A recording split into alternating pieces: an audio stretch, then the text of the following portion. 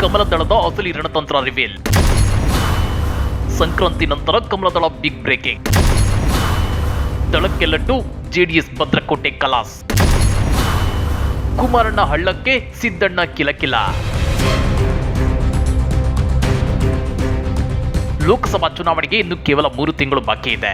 ಆದ್ರೆ ಈಗಾಗಲೇ ಬಿಜೆಪಿ ಜೊತೆ ದೋಸ್ತಿ ಮಾಡಿಕೊಂಡಿರೋ ದಳಪತಿಗಳು ಮೋದಿ ಕಿ ಜೈ, ಬಿಜೆಪಿ ಕಿ ಜೈ ಅಂತಿದ್ದಾರೆ. ಆ ಮೂಲಕ ಬಿಜೆಪಿ ಗೆದ್ರೆ ತಾವು ಗೆದ್ದಂತೆಯೇ ಲೆಕ್ಕ ಅಂತ ಫೀಲ್ ಆಗ್ತಿದ್ದಾರೆ. ಜೊತೆಗೆ ನಮ್ಮ ಒಂದು ಕಣ್ಣು ಹೋದ್ರೂ ಪರವಾಗಿಲ್ಲ, ನಮ್ಮ ಬದ್ಧ ಶತ್ರು ಕಾಂಗ್ರೆಸ್ನ 2 ಕಣ್ಣು ಹೋಗ್ಲೇಬೇಕು ಅನ್ನೋ ಜಿದ್ದಿಗೆ ಬಿದ್ದಂತಿದೆ. ಇತ್ತ ಕೇಂದ್ರ ಬಿಜೆಪಿಗರಿಗೆ ಕಬ್ಬಿಣದ ಕಡಲೆಯಾಗಿರೋ ಹಳೆ ಮೈಸೂರು ಭಾಗವನ್ನ ಕಬ್ಜಾ ಮಾಡೋಕೆ ಇದೊಂದು ಸುವರ್ಣ ಅವಕಾಶವಾಗಿ ಪರಿಣಮಿಸಿದೆ. ಹಾಗಾದ್ರೆ ದಳ ಭದ್ರಕೋಟೆಯನ್ನ ಕೊಳ್ಳೆ ಹೊಡೆಯೋಕೆ ಬಿಜೆಪಿ ಮಾಡಿರೋ ಆ ಮಾಸ್ಟರ್ ಪ್ಲಾನ್ ಏನು? ಕುಮಾರಣ್ಣನ ಬಾಯಿಗೆ ಲಡ್ಡು ಕೊಟ್ಟು ಜೆಡಿಎಸ್ ಭದ್ರಕೋಟೆಯನ್ನೇ ಕಲಸ್ ಮಾಡುತ್ತಾ ಬಿಜೆಪಿ. ಏನಿದು ಕುಮಾರಣ್ಣ ಹಳ್ಳಕ್ಕೆ ಸಿದ್ದಣ್ಣ ಕಿಲಕಿಲ ಅಂದ್ರ?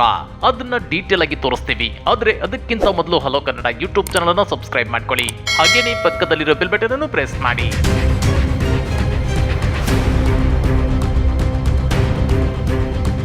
2024ರ ಲೋಕಸಭಾ ಚುನಾವಣೆಯಲ್ಲಿ ಕೇಂದ್ರ ಬಿಜೆಪಿ ಮತ್ತು ಕಾಂಗ್ರೆಸ್ ನಾಯಕರ ಕಣ್ಣು ಕರ್ನಾಟಕದ ಮೇಲೆ ಬಿದ್ದಿದೆ. ಇಡೀ ದೇಶದಲ್ಲಿ ಅಸ್ತಿತ್ವ ಕಳೆದುಕೊಳ್ತಿರೋ ಕಾಂಗ್ರೆಸ್ಗೆ ಕರ್ನಾಟಕ ವಿಧಾನಸಭಾ ಚುನಾವಣೆಯ ದೊಡ್ಡ ಗೆಲುವು ಆಕ್ಸಿಜನ್ ಅನ್ನು ತಂದುಕೊಟ್ಟಿದೆ. ಅಷ್ಟೇ ಅಲ್ಲ, ಮುಂದಿನ ಲೋಕಸಭಾ ಚುನಾವಣೆಯಲ್ಲಿ ಕಾಂಗ್ರೆಸ್ಗೆ ಅತಿ ಹೆಚ್ಚು ಎಂಪಿ ಸೀಟುಗಳನ್ನು ಗೆಲ್ಲಿಸಿಕೊಡಬಲ್ಲ ಏಕೈಕ ರಾಜ್ಯ ಕರ್ನಾಟಕ ಅನ್ನೋ ಭರವಸೆ ಮೂಡಿಸಿದೆ. ಸಿಎಂ ಸಿದ್ದರಾಮಯ್ಯ ಮತ್ತು ಡಿಸಿಎಂ ಡಿಕೆಶಿ ಜೋಡಿ ನಡೆಸುತ್ತಿರೋ ಆಪರೇಷನ್ ಹಸ್ತ, ಮೋದಿ ವಿರುದ್ಧ ಸಿದ್ದು ಮತ್ತು ಡಿಕೆಶಿ ನಡೆಸುತ್ತಿರೋ ವಾಗ್ದಾಳಿ, ಅದೇ ರೀತಿ ಕಾಂಗ್ರೆಸ್ನ ಗ್ಯಾರಂಟಿ ಯೋಜನೆಗಳು ಖಂಡಿತ ಕೈ ಹಿಡಿಯುತ್ತವೆ ಅನ್ನೋದು ಎಐಸಿಸಿ ನಾಯಕರ ಲೆಕ್ಕಾಚಾರ. ಆದ್ರೆ ಬಿಜೆಪಿ ನಾಯಕರಿಗೆ ಮಾತ್ರ ಮೋದಿ ಅಲೆ ಮತ್ತು ರಾಮ ಮಂದಿರವೇ ಬ್ರಹ್ಮಾಸ್ತ್ರವಾಗಿ ಪರಿಣಮಿಸಿದೆ. ಈ ನಡುವೆ ಕಳೆದ ಕರ್ನಾಟಕ ವಿಧಾನಸಭಾ ಚುನಾವಣಾ ಸೋಲು ಮೋದಿ ನಿದ್ದೆಗೆಡಿಸಿದೆ. ವಿಧಾನಸಭಾ ಚುನಾವಣಾ ಪ್ರಚಾರಕ್ಕಾಗಿ ಮೋದಿ 28 ಸಲ ಓಡೋಡಿ ಬಂದ್ರು 120 ಸೀಟುಗಳಿಂದ ಬಿಜೆಪಿ 66 ಸೀಟುಗಳಿಗೆ ಕುಸಿದಿತ್ತು. ಹೀಗಾಗಿ ಎಂಪಿ ಎಲೆಕ್ಷನ್ ಅಲ್ಲಿ ಏನಾಗುತ್ತೋ ಏನೋ ಅನ್ನೋ ಆತಂಕ ಬಿಜೆಪಿ ನಾಯಕರನ್ನ ಕಾಡ್ತಿದೆ. ಇಂಥ ಒಂದು ಆತಂಕದಿಂದಾಗಿನೇ ಬಿಜೆಪಿ ಕಳೆದ ಸಲ 1 ಸೀಟು ಗೆದ್ದಿದ್ದ ಜೆಡಿಎಸ್ ಜೊತೆ ದೋಸ್ತಿ ಮಾಡಿಕೊಳ್ಳೋಕೆ ಪ್ರಮುಖ ಕಾರಣ. ಇನ್ನ ಈ ಸಲ ಕೇಂದ್ರದಲ್ಲಿ ಮತ್ತೆ ಬಿಜೆಪಿ ಅಧಿಕಾರ ಹಿಡಿಯಬೇಕು ಅಂದ್ರೆ ದಕ್ಷಿಣ ಭಾರತದಲ್ಲಿ ಕನಿಷ್ಠ 50 ಸೀಟುಗಳನ್ನಾದ್ರೂ ಬಿಜೆಪಿ ಗೆಲ್ಲಲೇಬೇಕು ಅನ್ನೋ ಟಾರ್ಗೆಟ್ ಹಾಕೊಂಡಿದೆ. ಅದರಲ್ಲಿ ಕರ್ನಾಟಕದಲ್ಲಿ 25 ಸೀಟುಗಳನ್ನ ಗೆಲ್ಲಬೇಕು ಅಂತ ಯೋಜಿಸಿದೆ. ಅದು ಸಾಧ್ಯವಾಗಬೇಕು ಅಂದ್ರೆ ಜೆಡಿಎಸ್ ಭದ್ರಕೋಟೆಯಂತೆ ಬಿಂಬಿತವಾಗಿರೋ ಹಳೆ ಮೈಸೂರು ಭಾಗದಲ್ಲಿ ಬಿಜೆಪಿ ಸ್ಟ್ರಾಂಗ್ ಆಗಬೇಕು ಅನ್ನೋ ತಂತ್ರಗಾರಿಕೆ ಹಿಡಿಯುತ್ತಿದೆ. ಹೀಗಾಗಿ ದಳ ಜೊತೆ ದೋಸ್ತಿ ಮಾಡಿಕೊಂಡಿರೋ ಕೇಂದ್ರ ಬಿಜೆಪಿ ನಾಯಕರು ಸಂಕ್ರಾಂತಿ ನಂತರ ಮಾಜಿ ಸಿಎಂ ಎಚ್ ಡಿ ಕುಮಾರಸ್ವಾಮಿ ಅವರಿಗೆ ಗುಡ್ ನ್ಯೂಸ್ ಕೊಡೋಕೆ ಪ್ಲಾನ್ ಮಾಡಿದ್ದಾರೆ. ಹಾಗಾದ್ರೆ ಏನದು ಕುಮಾರಸ್ವಾಮಿಗೆ ಗುಡ್ ನ್ಯೂಸ್ ಅಂದ್ರ? ಅದು ಬೇರೆ ಯಾವುದೂ ಅಲ್ಲ, ಸಂಕ್ರಾಂತಿ ನಂತರ ಮತ್ತು ತಿಂಗಳಾಂತ್ಯದೊಳಗೆ ಕುಮಾರಸ್ವಾಮಿ ಅವರನ್ನ ಕೇಂದ್ರದ ಸಚಿವರನ್ನಾಗಿಸೋದು. ಹೌದು ವೀಕ್ಷಕರೇ, ಎಚ್ ಡಿ ಕುಮಾರಸ್ವಾಮಿ ಅವರನ್ನ ಸಡನ್ ಆಗಿ ಕೇಂದ್ರ ಮಂತ್ರಿ ಮಾಡಿದ್ರೆ ಹಳೆ ಮೈಸೂರು ಭಾಗದ ಲೆಕ್ಕಾಚಾರವೇ ಬದಲಾಗಿ ಹೋಗುತ್ತೆ. ಅಂದ್ರೆ ಜೆಡಿಎಸ್ ಮತ್ತು ಬಿಜೆಪಿಯ ತಳಮಟ್ಟದ ಕಾರ್ಯಕರ್ತರಲ್ಲಿ ಆತ್ಮವಿಶ್ವಾಸ ಹೆಚ್ಚಾಗುತ್ತೆ. ಪರಸ್ಪರ ಮನಸ್ತಾಪ ಬಿಟ್ಟು ಬಿಜೆಪಿ ಮತ್ತು ಜೆಡಿಎಸ್ ದೋಸ್ತಿ ಅಭ್ಯರ್ಥಿಗಳು ಒಂದಾಗಿ ಕೆಲಸ ಮಾಡ್ತಾರೆ ಅನ್ನೋ ಲೆಕ್ಕಾಚಾರ ಬಿಜೆಪಿ ನಾಯಕರದ್ದು. ಇದರ ಒಂದು ಭಾಗವೆಂಬಂತೆ ಎಚ್ ಡಿ ದೇವೇಗೌಡರು ಮತ್ತು ಮೋದಿ ಜೊತೆಗಿನ ಬ್ಯಾನರ್ ಬಂಟಿಕೆಗಳು ಹಳೆ ಮೈಸೂರು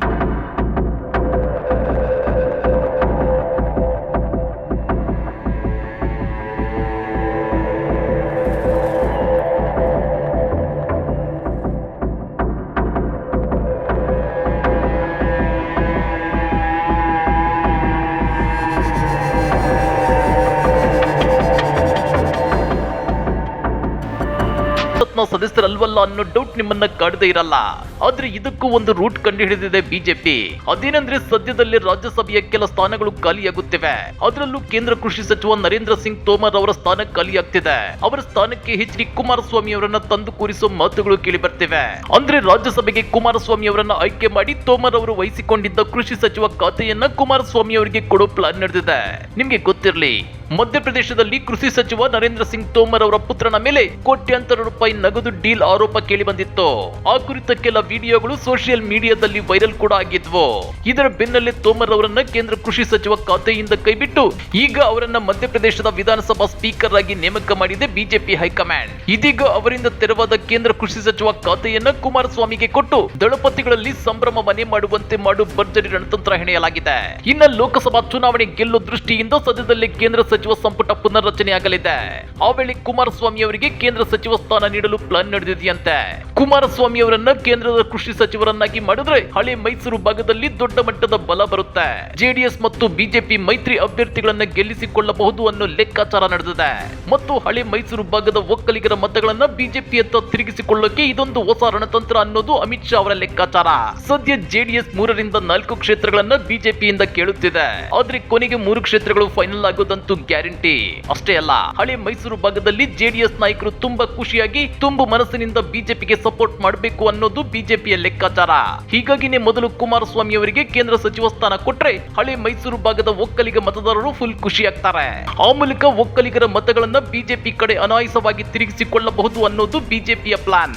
ಇನ್ನ ಕುಮಾರಸ್ವಾಮಿ ಅವರು ಈ ಲೋಕಸಭಾ ಚುನಾವಣೆಯಲ್ಲಿ ಸ್ಪರ್ಧೆ ಮಾಡ್ತಾರೋ ಅನ್ನೋ ಅನುಮಾನವೂ ಇದೆ. ಆದ್ರೆ ಅದಿನ್ನೂ ಫೈನಲ್ ಆಗಿಲ್ಲ. ಇದರ ಮಧ್ಯೆ ಕೇಂದ್ರ ಮಂತ್ರಿ ಹುದ್ದೆಯಂತೂ ಫಿಕ್ಸ್ ಆಗಿ ಹೋಗಿದೆ. ಇದೇ ರೀತಿ ಜೆಡಿಎಸ್ ಮತ್ತು ಕುಮಾರಸ್ವಾಮಿಗೆ ಮತ್ತು ಒಂದು ಗುಡ್ ನ್ಯೂಸ್ ಕೊಟ್ಟಿದೆ ಕೇಂದ್ರ ಬಿಜೆಪಿ. ಅದೇನು ಅಂದ್ರೆ ನಿಖಿಲ್ ಕುಮಾರಸ್ವಾಮಿ ಅವರನ್ನ ಗೆಲ್ಲಿಸಿಕೊಡೋದು. ನಿಖಿಲ್ ರಾಜಕೀಯ ರಂಗ ಪ್ರವೇಶಕ್ಕೆ ಬಿಜೆಪಿ ಸಾಥ್. ಅಪ್ಪ ಕೇಂದ್ರಕ್ಕೆ, ಮಗ ಕುಮಾರಸ್ವಾಮಿ ಅವರಿಗೆ ಕೇಂದ್ರ ಸಚಿವ ಸ್ಥಾನ ಕೊಡೋದರ ಜೊತೆಗೆ ಅವರ ಪುತ್ರ ನಿಖಿಲ್ ಕುಮಾರಸ್ವಾಮಿ ಅವರ ರಾಜಕೀಯ ಭವಿಷ್ಯವನ್ನ ಸೆಟ್ ಮಾಡೋಕೆ ಬಿಜೆಪಿ ಹೈಕಮಾಂಡ್ ಭರವಸೆ ಕೊಟ್ಟಿದೆಯಂತೆ. ಅಂದ್ರೆ ಮಂಡ್ಯದ ಎಂಪಿ ಟಿಕೆಟ್ ನಿಖಿಲ್ಗೆ ಕೊಡ್ತಾರೆ ಅಂತಲ್ಲ. ಕುಮಾರಸ್ವಾಮಿ ಕೇಂದ್ರದ ಮಂತ್ರಿಯಾಗಿ ರಾಷ್ಟ್ರ ರಾಜಕಾರಣಕ್ಕೆ ಹೋದ್ರೆ ಕುಮಾರಸ್ವಾಮಿ ಅವರಿಂದ ತೆರವಾಗೋ ಚನ್ನಪಟ್ಟಣ ವಿಧಾನಸಭಾ ಕ್ಷೇತ್ರಕ್ಕೆ ಲೋಕಸಭಾ ಎಲೆಕ್ಷನ್ ಜೊತೆಗೆ ಬೈ ಎಲೆಕ್ಷನ್ ನಡೆಯುತ್ತೆ. ಆ ಎಲೆಕ್ಷನ್ ನಲ್ಲಿ ದೋಸ್ತಿ ಅಭ್ಯರ್ಥಿ ನಿಖಿಲ್ ಅಂತ ಬಿಂಬಿಸಿ ಅದೇ ಮೋದಿ ವೇವ್ ಅಲ್ಲಿ ನಿಖಿಲ್ ರನ್ನ ಗೆಲ್ಲಿಸಿಕೊಳ್ಳೋ ಲೆಕ್ಕಾಚಾರ ನಡೆದಿದೆ.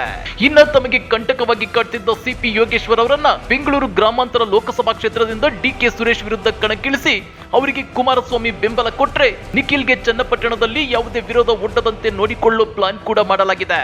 ಅಂದ್ರೆ ಒಂದಿಲ್ಲಿ ಗಮನಿಸಬೇಕಾದ ಅಂಶ ಏನಂದ್ರೆ ಇದು ಜೆಡಿಎಸ್ ನ ಪ್ಲಾನ್ ಅಲ್ಲ, ಪಕ್ಕಾ ಬಿಜೆಪಿಯ ಮಾಸ್ಟರ್ ಪ್ಲಾನ್. ಹುಲಿ ಬೇಟೆಯಾಡೋಕೆ ಮೇಕೆನ ಬಲಿ ಕೊಟ್ಟಂತೆ ದೊಡ್ಡ ಮೀನನ್ನ ಹಿಡಿಯೋಕೆ ಎರೆಹುಳುವನ್ನ ಗಾಳಕ್ಕೆ ಹಾಕಿದಂತೆ ಜೆಡಿಎಸ್ಗೆ ಕೇಂದ್ರದ ಮಂತ್ರಿ ಸ್ಥಾನ ಕೊಡೋದ್ರ ಮೂಲಕ ಬಿಜೆಪಿ ನಾಯಕರು ತಮಗೆ ಕಬ್ಬಿಣದ ಕಡಲೆಯಾಗಿದ್ದ ಮತ್ತು ಜೆಡಿಎಸ್ ನ ಭದ್ರಕೋಟೆ ಅಂತಲೇ ಬಿಂಬಿತವಾಗಿದ್ದ ಹಳೆ ಮೈಸೂರನ್ನ ಕೈವಶ ಮಾಡಿಕೊಳ್ಳಲು ಮಾಸ್ಟರ್ ಪ್ಲಾನ್ ಮಾಡಿದ್ದಾರೆ. ಇನ್ನ ಕುಮಾರಸ್ವಾಮಿ ಅವರಿಗೆ ಕೇಂದ್ರದ ಮಂತ್ರಿ ಸ್ಥಾನ ಕೊಟ್ಟರು ಅದು ಲೋಕಸಭಾ ಎಲೆಕ್ಷನ್ ಮುಗಿಯುವವರೆಗೂ ಮಾತ್ರ. ಆ ನಂತರ ಕೇಂದ್ರದಲ್ಲಿ ಮತ್ತೆ ಬಿಜೆಪಿ ಅಧಿಕಾರಕ್ಕೆ ಬರುತ್ತೋ ಇಲ್ವೋ ಅನ್ನೋ ಅನುಮಾನವೂ ಇದೆ. ಒಂದೊಮ್ಮೆ ಕೇಂದ್ರದಲ್ಲಿ ಮತ್ತೆ ಬಿಜೆಪಿ ಅಧಿಕಾರಕ್ಕೆ ಬಂದ್ರೆ ಕುಮಾರಸ್ವಾಮಿ ಅವರಿಗೆ ಅನುಪಯುಕ್ತ ಕೇಂದ್ರದ ಖಾತೆ ಕೊಟ್ಟು ಅವರನ್ನ ಸೈಡ್ ಅಲ್ಲಿರೋ ಸಾಧ್ಯತೆಯೂ ಇದೆ. ಸಿಂಪಲ್ ಆಗಿ ಹೇಳ್ಬೇಕು ಅಂದ್ರೆ ಕುಮಾರಣ್ಣನಿಗೆ ಲಡ್ಡು ಕೊಟ್ಟು ಜೆಡಿಎಸ್ ಭದ್ರಕೋಟೆಗೆ ಬಿಜೆಪಿ ಕೈ ಹಾಕಿದೆ. ಆ ಮೂಲಕ ಕುಮಾರಣ್ಣನನ್ನ ಹಳ್ಳಕ್ಕೆ ತಳ್ಳುತ್ತಿದೆ ಬಿಜೆಪಿ. ಇದೆಲ್ಲವನ್ನು ಸೂಕ್ಷ್ಮವಾಗಿ ನೋಡುತ್ತಿರೋ ಸಿಎಂ ಸಿದ್ದಣ್ಣ ಮುಸಿ ಮುಸಿ ನಗ್ತಿದ್ದಾರೆ. ಹಾಗಾದ್ರೆ 2024ರ ಲೋಕಸಭಾ ಚುನಾವಣೆಯಲ್ಲಿ ಕಮಲದಳದ ದೋಸ್ತಿ ರಣತಂತ್ರ ವರ್ಕೌಟ್ ಆಗುತ್ತಾ? ಬಿಜೆಪಿ ಜೊತೆ ದೋಸ್ತಿ ಮಾಡಿಕೊಂಡು ಜೆಡಿಎಸ್ ತನ್ನ ಅಸ್ತಿತ್ವಕ್ಕೆ ಕುತ್ತು ತಂದುಕೊಳ್ಳುತ್ತಾ? ಕಮೆಂಟ್ ಮಾಡಿ, ವಿಡಿಯೋ ಲೈಕ್ ಮಾಡಿ, ಶೇರ್ ಮಾಡಿ. ಇಂಥ ಮತ್ತಷ್ಟು ರೋಚಕ ರಾಜಕೀಯ ಸುದ್ದಿಗಳನ್ನ ಮಿಸ್ ಮಾಡದೆ ನೋಡಬೇಕು ಅಂದ್ರೆ ಹಲೋ ಕನ್ನಡ ಯೂಟ್ಯೂಬ್ ಚಾನಲ್ ಅನ್ನ ಸಬ್ಸ್ಕ್ರೈಬ್ ಮಾಡ್ಕೊಳ್ಳಿ.